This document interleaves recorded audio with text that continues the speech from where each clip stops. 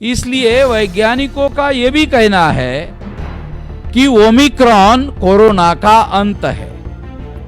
तो इस तरह से चुनाव आयोग ने बीजेपी, योगी, नरेंद्र मोदी इनको रैलियां आयोजित करने के बाद लोग नहीं आएंगे तो उनको वर्चुअल करने की इजाजत दी। अब वर्चुअल में लोगों को पता ही नहीं चलेगा कि नरेंद्र मोदी को लोग सुनने को आ रहे हैं या नहीं आ रहे। बताइए, बेइज्जती बचाया।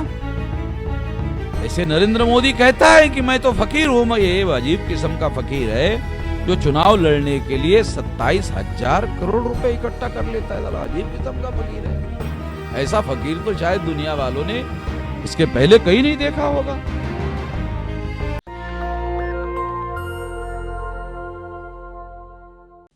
और 2.5 लाख लोगों तक हमारी आवाज पहुंचे, इसका प्रबंध किया। और इस तरह से प्रशासन ने, जो मनुवादी लोग बैठे हुए हैं, उन लोगों ने जो मकसद निर्धारित किया था कि हमारी आवाज लोगों तक नहीं पहुंचनी चाहिए, वो 5 गुना ज्यादा लोगों तक पहुंचने का हमने प्रबंध किया और हमारे दुश्मनों के मकसद को हमने फेल करने में कामयाबी हासिल की। तो इस तरह से इस मकसद को पूरा करने के लिए और उत्तर प्रदेश में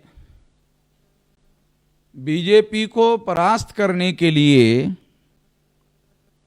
ये राष्ट्रीय परिवर्तन मोर्चा बनाया गया है। बल्कि राष्ट्रीय परिवर्तन मोर्चा सामाजिक व्यवस्था, जो वर्ण व्यवस्था के आधार पर, जाति व्यवस्था के आधार पर, अस्पृश्यता के आधार पर, आदिवासियों के सेग्रीगेशन के आधार पर और पिछड़े वर्ग पर शूद्र वर्ण थोपने के आधार पर, महिलाओं को दास बनाने के आधार पर और घुमंतु जातियों को बहिष्कृत करने के आधार पर ये जो इस देश में व्यवस्था बनी हुई है, इस व्यवस्था में भी हस्तक्षेप करने के लिए ये राष्ट्रीय परिवर्तन मोर्चा कार्य करेगा। ये किसको बचाने का कार्यक्रम है चुनाव आयोग का? क्योंकि अगर रैलियां होती, क्योंकि 0.00% जो है कोविड है उत्तर प्रदेश में, और वो भी वैज्ञानिक कह रहे हैं ये ओमिक्रॉन है।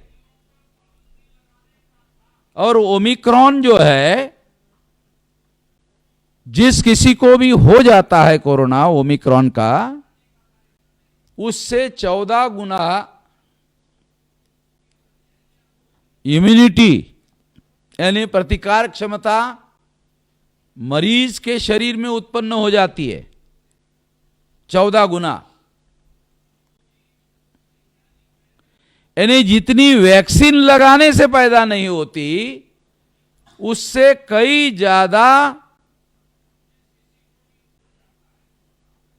प्रतिकार क्षमता ओमिक्रॉन की वजह से पैदा होती है, ऐसा विज्ञान के लोग कह रहे हैं। इसलिए वैज्ञानिकों का यह भी कहना है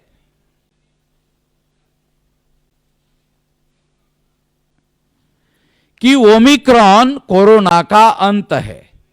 ओमिक्रॉन कोरोना का अंत है। सरकार ने एहतियात के तौर पर योजना बनाकर, प्लान बनाकर ओमिक्रॉन को फैलाना चाहिए। जितना ज्यादा ओमिक्रॉन फैलेगा उतनी ज्यादा प्रतिकार क्षमता बढ़ेगी। जितनी ज्यादा बढ़ेगी उतना जल्दी कोरोना खत्म हो जाएगा। मगर इससे क्या होता? इससे बीजेपी के रैलियों में लोग नहीं आते। तो चुनाव आयोग ने एक तो नरेंद्र मोदी को और योगी को बचाया, दूसरा मायावती को बचाया।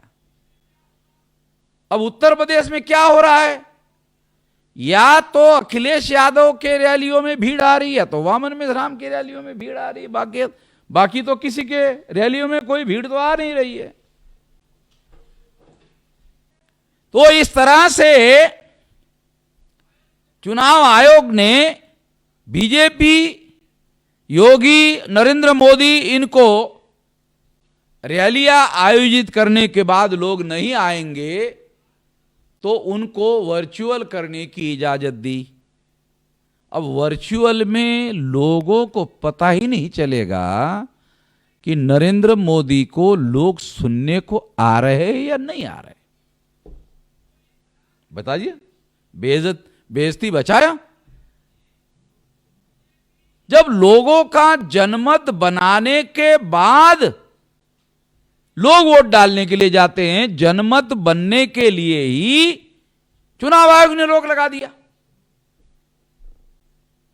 ये तो चुनाव आयोग ने फंडामेंटल गलती करने का काम किया, मौलिक रूप से गलती करने का, संवैधानिक रूप से गलती करने का काम किया कि बीजेपी ने, उसके पहले कांग्रेस ने यह काम किया और अभी बीजेपी कर रही है, और बीजेपी कई गुना ज्यादा कर रही है। कांग्रेस ने काले धन का चुनाव में धड़ल्ले से इस्तेमाल किया, बीजेपी उससे भी ज्यादा कर रही है। वैसे नरेंद्र मोदी कहता है कि मैं तो फकीर हूं, मैं ये अजीब किस्म का फकीर है जो चुनाव लड़ने के लिए 27,000 करोड़ रुपए इकट्ठा कर लेता है। साला अजीब किस्म का फकीर है। ऐसा फकीर तो शायद दुनिया वालों ने इसके पहले कहीं नहीं देखा होगा,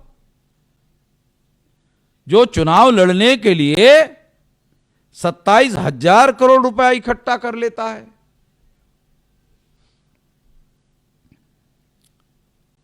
दूसरे लोगों के पास में इतना पैसा नहीं है, काला धन नहीं है। हमारे पास तो सफेद नहीं है, काला तो बहुत दूर की बात है, हमारे पास सफेद नहीं है। हमारे पास न काला धन है न सफेद है। हमारे पास अगर कोई है तो वो है जनधन है। और जो लोग काबिज हुए उन लोगों ने रोटी, कपड़ा और मकान की समस्या का समाधान नहीं किया। शिक्षा, स्वास्थ्य और रोजगार की समस्याओं का समाधान नहीं किया। इस देश में हम साधारण लोगों की क्या आकांक्षाएं है? क्या कोई एससी, एसटी, ओबीसी, माइनॉरिटी का आदमी यह कह रहा है कि हमें अंबेडकर की तरह कोलंबिया यूनिवर्सिटी में पढ़ाने के लिए भेजा जाए, लंदन स्कूल ऑफ इकोनॉमिक्स में पढ़ने के लिए भेजा जाए? ऐसा उनका कहना नहीं है। उनका कहना केवल इतना है कि उनके गांव में उनके बच्चों को पढ़ने के लिए स्कूल की व्यवस्था हो, उनके बच्चों के लिए स्कूल की व्यवस्था हो। मगर 6.5 लाख गांवों में से आज भी सरकार कहती है 2 लाख गांवों में स्कूल नहीं है, और वहां के बच्चों को 3 किलोमीटर, 5 किलोमीटर, 7 किलोमीटर दूर पढ़ने को जाना पड़ता है। और सरकार, बाबा साहब अंबेडकर ने हमारे लोगों को, हर 21 साल के व्यक्ति को वोट का अधिकार बहाल किया। उसे एडल्ट फ्रेंचाइज कहा जाता है, प्रौढ़ मताधिकार कहा जाता है। आरएसएस के लोग तो प्रौढ़ मताधिकार के विरोध में थे। वो तो कहते थे कि पढ़े लिखे लोगों को और टैक्स पेयर को ही वोट का अधिकार दिया जाना चाहिए। वो लोग जागृत होने की वजह से ही हुई। तमाम बैकवर्ड क्लासेस के लोगों ने, एससी, एसटी, ओबीसी, माइनॉरिटी के लोगों ने सारे देश भर में जो दल बनाए,